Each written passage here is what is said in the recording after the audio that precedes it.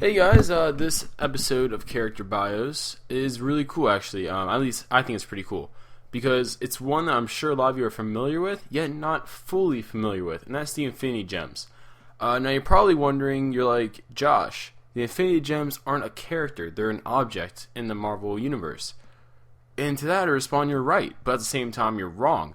Actually, the history of the Infinity Gems goes pretty deep if you actually go into some of the comics that were done like in the 70s, 80s, and every once in a while, certain writers like Bendis actually does this a lot, which surprises me personally.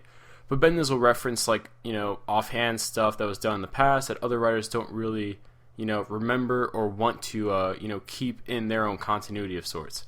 But one of those things is actually the Infinity Gems. Now you're probably like, what do you mean? Like, what is this left out thing I'm talking about? And that is the fact that not only is there a seventh Infinity Gem, but also there is the Infinity Gems are actually a being. It's a character, which is thus why I'm doing a character bios on the Infinity Gems.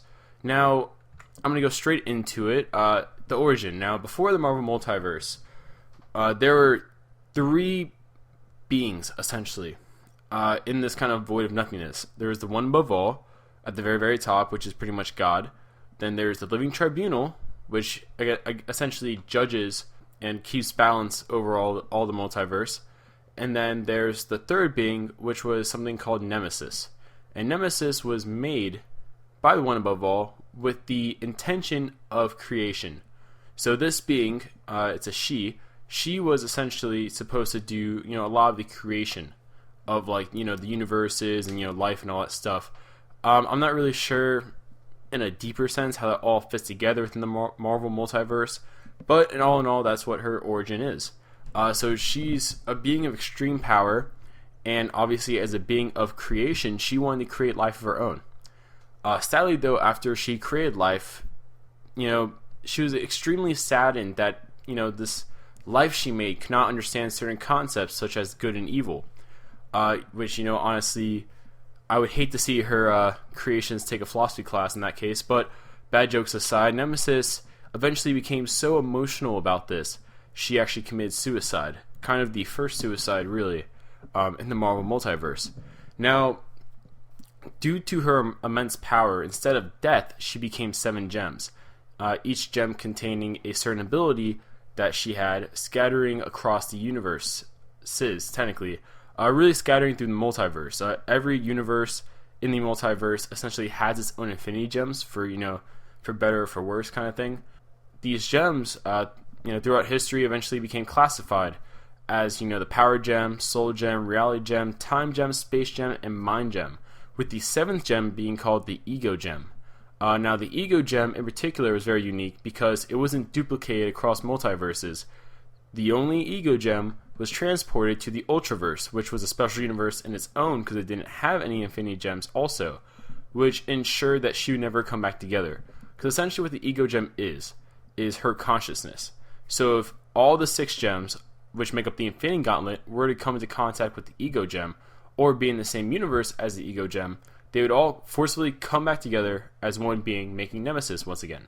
So that's why the Ego Gem, was kept somewhere it won't be able to come back together, so to speak.